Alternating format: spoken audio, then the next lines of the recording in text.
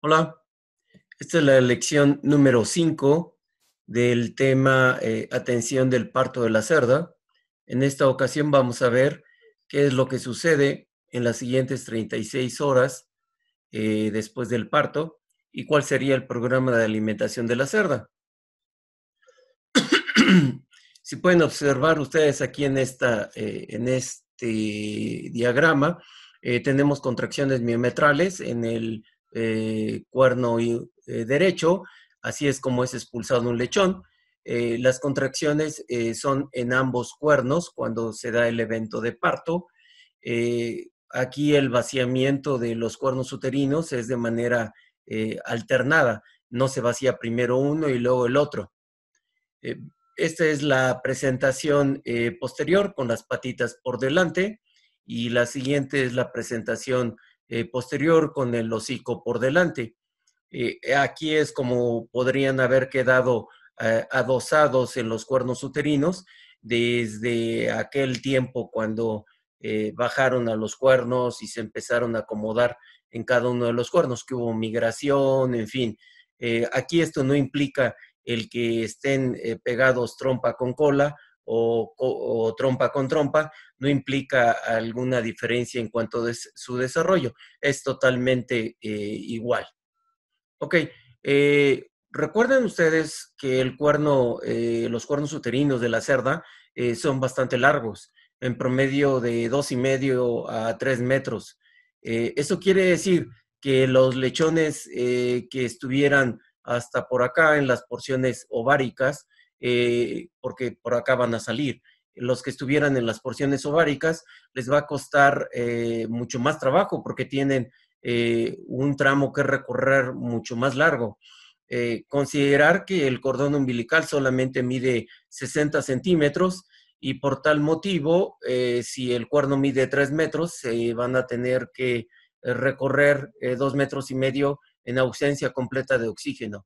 Y si llegamos a tener de repente como están tan largos los cuernos uterinos y están pesados porque pues tienen a los lechones, puede llegarse a presentar este acodamiento en los úteros o los cuernos uterinos y en muchas ocasiones si la cerda está pujando pero no expulsa nada, si intentamos levantar de manera gentil a la cerda, en muchas ocasiones cuando se llega a levantar se llegan a mover nuevamente los cordones, los cuernos uterinos y se acomodan e incluso cuando está parada puede expulsar uno o dos lechones y la situación pues ahí ya se resolvió en lugar de estar metiendo mano. Si el lechón, ya habíamos comentado en otras lecciones, si el lechón se tarda en salir demasiado, puede entrar en estado de hipoxia, o sea, falta de oxígeno, o anoxia de plano que ya no tiene absolutamente nada. Y la presencia de meconio, obviamente este meconio es el contenido del tubo intestinal del lechón. Lo que sucede es que cuando hay presencia de falta de oxígeno intrauterino, el lechón, pues obviamente presenta un relajamiento del esfínter anal y se vacía completamente su tubo digestivo e incluso puede haber broncoaspiración. Este es otro lechón con presencia de meconio. Y vean ustedes, esto es lo que yo les comento, que puede haber broncoaspiración. Esta es la lengua del lechón y esta es la tráquea. Entonces, esta es una parte del meconio, así como estas otras bolitas que están aquí. Aquí hubo broncoaspiración, obviamente este lechón murió y se hizo la necropsia y aquí hay broncoaspiración. Es decir, que parte del meconio puede estar pasando a vías aéreas y entonces la situación se puede estar complicando y bastante. Esta es otra situación con el abuso, con el uso y abuso de la oxitocina. La oxitocina, una de sus características es producir vasoconstricción. Y entonces, cuando abusamos también de la aplicación de la oxitocina, lo que puede producir, este es un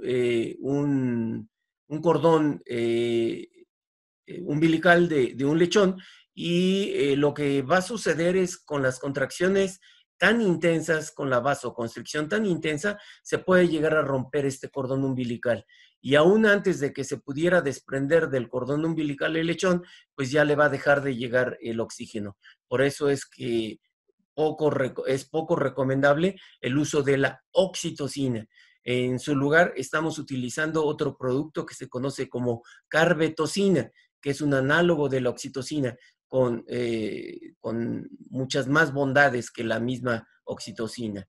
Ok, aquí vamos a tener un lechón hipóxico, totalmente flácido, está pues no se mueve, pero le podríamos checar el corazón. Si el corazón le está latiendo a ese lechón, entonces podemos implementar algunas estrategias.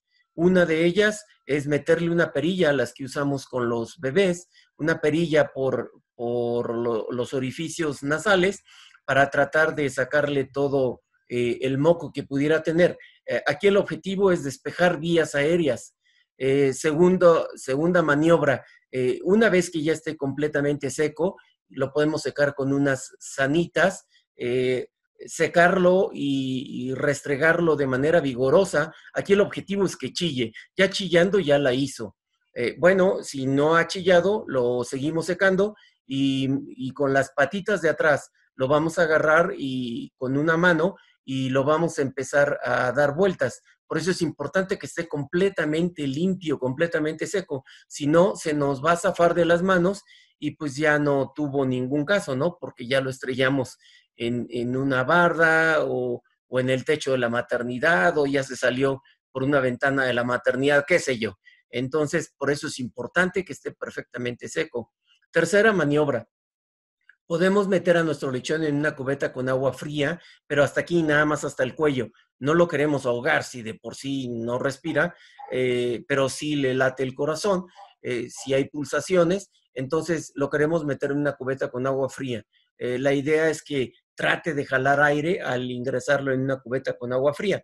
Si ni así respondió, bueno, pues lo volvemos a secar nuevamente de manera vigorosa, lo pasamos a un recipiente con Mistral para el empanizado de lechón, para que se termine de secar, y lo ponemos en la fuente de calor. Ni modo, se hizo lo humanamente posible. Ok, a esto es lo que conocemos nosotros como SAM. SAM es síndrome de aspiración de meconio.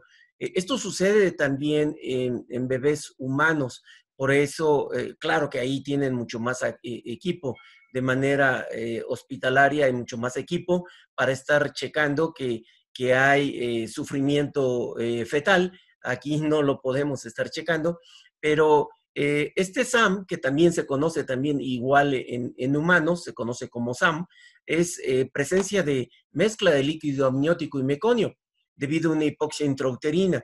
Puede presentarse también broncoaspiración. Vean ustedes, aquí el lechón está completamente lleno de líquido amniótico y también puede haber presencia de meconio.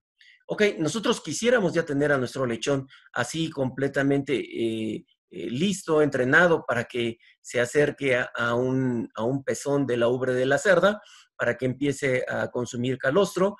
Ya está cortado, desinfectado el cordón umbilical, cortado también la colita y está perfectamente seco y listo para que esté consumiendo calostro. Les había comentado acerca del papel periódico en otras lecciones. El papel periódico nos va a servir también para tratar de evitar al máximo este tipo de lesiones que trae este lechón aquí, porque cuando se tiran de panza para estar consumiendo el calostro o la leche, se empiezan a restregar en el piso de plastificado, y si hubiera papel periódico, entonces se estarían reduciendo este tipo de lesiones. Este tipo de lesiones son generalmente ingreso o son entrada para una bacteria que se conoce como estafilococos, que se va a localizar principalmente a nivel de articulaciones. y entonces vamos a tener lo que se conoce en granja como el típico lechón boludo. Aquí, si tocamos las articulaciones de sus lechones, pues van a presentar un proceso inflamatorio, lo típico de tumor, rubor, dolor, calor. Ok. Bueno, aquí tenemos una maniobra obstétrica, que es estar metiendo la mano a la cerda, tratando de sacar algún lechón. Pero si este lechón viene de cabeza y si ni así sale, pues menos va a salir con la mano que ya le estamos poniendo encima. Entonces, si nosotros nos decidimos a estar metiendo mano, en primer lugar, lo más recomendable es estar utilizando un guante que esté impregnado por gel, que es el que estamos utilizando para inseminación. Si no tenemos gel, estar utilizando preferentemente tetraciclinas, que son oleosas, y vamos a llenar todo el guante de esas tetraciclinas. Antes de meterlo, vamos a introducir también en la mano una cuerda con un nudo corredizo, precisamente para, si localizamos al lechón y viene en presentación anterior, tratar de colocar ese nudo corredizo, pero atrás de las orejas. Claro que no es lo mismo estarlo aquí platicando que estar ahí tirado y acostado con la cerda y tratando de colocar el nudo corredizo, pero es la mejor opción que tenemos. Una segunda opción es tratar de empujar al lechón para tratar de voltearlo adentro en cavidad torácica y en cuernos uterinos, para estarlo jalando de patitas y pasarle la cuerda aquí después de los corvejones y jalarlo. Cuando nosotros estemos jalando al lechón, siempre jalarlo hacia las patas de la cerda. El canal uterino no está recto.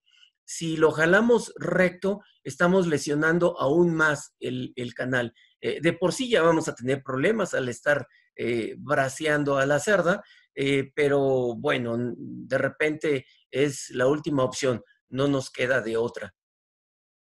Eh, ok, les quería yo comentar lo siguiente. Aquí está una trabajadora. Recuerden ustedes que en la maternidad preferentemente deberán de estar trabajando mujeres porque son más maternales, tienen los brazos un poco más delgados. Y vean ustedes, en este caso la puerca está no exactamente en decúbito, pero está en decúbito lateral izquierdo, por eso es que la trabajadora está metiendo la mano izquierda.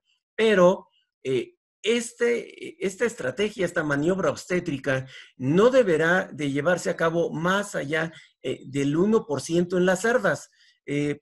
¿Por qué si lo estamos haciendo más frecuentemente? Porque tenemos un gran inventario de cerdas de reemplazo. Estas cerdas de reemplazo han sido montadas o inseminadas demasiado ligeras. Recuerden ustedes que las puercas deberán de ser montadas o inseminadas entre 145 y 150 kilos. De lo contrario, vamos a tener este tipo de problemas. Y bueno, si las montamos más ligeras, los lechones, no porque la cerda sea montada o inseminada más ligera, los lechones no van a estar más pequeños. Los lechones van a estar del mismo tamaño, pero nada más que entonces el espacio, la cavidad uterina por donde va a salir el lechón, entonces ese sí está más reducido su espacio. Y por eso es que tendremos que estar haciendo este tipo de maniobras. Ok.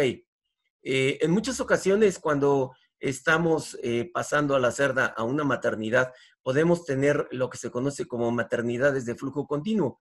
Es decir, aquí el trabajador, sí, ok, efectivamente, está limpiando, está desinfectando la jaula donde va a pasar a la cerda que le toca, pero ya tenemos cerdas acá, cerdas que no son contemporáneas de parto, cerdas que a lo mejor ya tuvieron su parto o van a la mitad de la lactancia, o cerdas que incluso van a ser destetadas. Entonces, el microbismo ambiental va a estar a todo lo que da, aunque esté desinfectando aquí.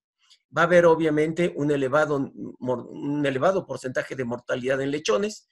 Recuerden ustedes que la mortalidad en lactancia no deberá de ser más allá de un dígito, 8, 9%. Ya si estamos cayendo en el 10, 11, 12 o incluso hasta el 20%, ya estamos en números rojos. Esto ya no está haciendo negocio. Entonces, habrá que estar manejando muy cuidadosamente este tipo de estrategias. Ok. Vean ustedes, hay en ocasiones presencia de escurrimiento vulvar. Ya hemos comentado en otras lecciones previas cómo vamos a manejar ese escurrimiento o cómo podemos detectar si es un loquio o es un proceso infeccioso. Ok, ya quedamos que puede haber incluso hasta el 50% de cerdas de reemplazo. Estas cerdas histéricas se presentan principalmente con cerdas de primer parto o cerdas primerizas, cerdas de reemplazo. ¿Qué es lo que sucede? Hay asesinato y consumo de lechones viables, principalmente en cerdas primerizas. ¿Qué pasa? Los pisotea, se acuesta, se aplasta los lechones. Y esto sucede también principalmente porque se sienten en un ambiente extraño. Sobre todo si cometemos el error de pasarla 2 o 3 días antes de su fecha probable, no hubo tiempo de que se acostumbrara a la jaula, está intranquila y eso también puede desatar la presencia de cerdas histéricas. Si tampoco le agregamos papel periódico picado o en tiritas, la falta de cama, se va a sentir todavía más incómoda la cerda. Eh, ¿Qué es lo que le está pasando a la cerda? Hay dolor en útero, en glándula mamaria, y júrenlo que se los va a agradecer la cerda si le ponemos una numelobrina o una dipirona, cuyo ingrediente activo es metamizol. Básicamente es un AINE, es un antiinflamatorio no esteroideo. Se los va a agradecer. Pero también podemos estarle aplicando otro producto que se conoce como el ingrediente activo es azaperona, que es el Sural, que es un sedativo. Básicamente es para tranquilizarla. Por vía de mientras tiene efecto este sedativo, a los lechones que vayan naciendo los podemos ir metiendo en una caja de cartón que tenga también papel periódico para que no se estén enfriando con el manejo y atención que estemos haciendo con los lechones. Ok, ¿cuál será la alimentación que deberemos de llevar a cabo alrededor del parto? Ya quedamos que 12 o 24 horas antes de que ocurra el parto, preferentemente nada de comer. A esto le estaríamos llamando el periparto. 24 antes, 24 después, nada de comer. La idea es tener el tubo digestivo lo más libre posible para que no esté comprimiendo el canal de parto. Si la hembra está muy hambrienta, bueno, pues entonces la vamos a engañar con un poco de alimento, pero poquito, no a llenarla, nada más poquito. Eso sí, que tenga suficiente agua, ya sabemos, 2 litros por minuto en un bebedero de chupón. El día del parto, nada de comer, solamente agua. Al siguiente día, si parió en la mañana, al día siguiente en la mañana le vamos a dar 1 kilo. Si parió ese día, pero en la tarde, al día siguiente, pero en la tarde, le vamos a dar 1 kilo. Al segundo día, 2 kilos, tercer día, 3 kilos, cuarto día, 4 kilos. Al quinto día, le podemos estar dando de 1 a 2 kilos para la cerda, que podría ser el 1% del peso vivo de la cerda, más medio kilo por cada lechón que tenga. Si tienes 14 lechones, pues le estaríamos dando 7 kilos, más 1 kilo para ella, serían 8 kilos. Pero esos 8 kilos se los vamos a dar repartidos, por lo menos en 4 o 5 servidas. Siempre que estemos dando de comer, comedero limpio. Entonces, repartir el alimento en 3 o 4 servidas, empezando desde muy temprano hasta muy tarde, y si es necesario, si está haciendo, si la situación de estrés por calor es muy intensa, levantar a las cerdas por la noche, en la madrugada, para darles de comer en las horas más frescas de la noche. Checar el diseño de comederos. Antes de servir, el comedero siempre deberá estar limpio. Siempre. Preferentemente que tengan enfrente un comedero de acero inoxidable en forma de canoa, para que no haya áreas oscuras en donde se pueda estar escondiendo el alimento, y que ese alimento, al estarse escondiendo ahí, se empieza a fermentar, empieza a generar olores medios ácidos, medios extraños, y entonces la cerda ya no va a querer comer. Durante las siguientes horas, durante las siguientes 36 horas o 48 horas, habrá que estar monitoreando muy bien a la cerda. tener en cuenta que durante las siguientes 36 o 48 horas se puede presentar incluso hasta el 50% o más de la mortalidad que pudiera haber de esa camada. Por eso es muy importante que nosotros estemos inspeccionando la cerda para detectar cualquier proceso de metritis, una descarga vulvar muy olorosa, muy apestosa, que haya presencia de mastitis, que haya presencia de fiebre. Recordar que la temperatura normal de la cerda es entre 38,5 y 39, que haya presencia de anorexia o hiporexia, es decir, que de plano el comedero esté lleno, ¿sí? Va a haber agalactia, eso quiere decir que entonces los lechones van a estar chillones, con el pelo hirsuto, va a haber presencia de problemas digestivos, va a haber diarrea. En el caso de tubo digestivo de la cerda va a estar presentando constipación, va a estar agitada. Palpar glándula mamaria para estar localizando zonas de dolor, abscesos, tumores. Más del 50%, como les comentaba, más del 50% de la mortalidad en lechones ocurre en este periodo. Prácticamente después de 48 horas, los lechones que se nos tenían que morir ya se murieron. Si tratamos de evitar al máximo en estas 36, 48 horas que se nos mueran lechones, pues ya estamos del otro lado, tratando de estar manteniendo una mortalidad no más allá de un dígito. Más o menos 12 horas después de que nació el primer lechón, la secreción de calostro se puede estar volviendo cíclica. Eso quiere decir que entonces ya la cerda va a estar llamando por medio de ronquidos a sus lechones. Y los lechones podrán estar completamente dormidos y cuando oyen a la nana, a la cerda empezar a roncar de esa manera, ya saben que es hora de comer. Para este momento ya hay un orden jerárquico de las tetas. Quiere decir que ya todos los lechones saben perfectamente qué pezón, qué teta les está tocando, porque deben ustedes de saber que la cerda da de comer en promedio 24 veces al día, más o menos cada hora. Y pues son 14 lechones. Imagínense ustedes si cada vez que diera de comer se pusieran de acuerdo los lechones. Pues esto no es posible. Recuerden ustedes también que leche o calostro, cuando manda a llamar la cerda, solamente habrá 15 segundos. No vuelve a haber leche o calostro hasta la siguiente llamada a comer.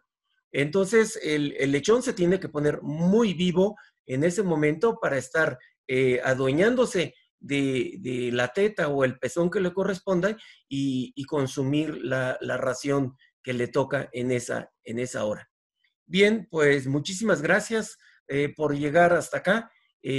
Con esto concluyo lo que es la quinta lección del tema el parto de la cerda. Muchas gracias. Hasta luego.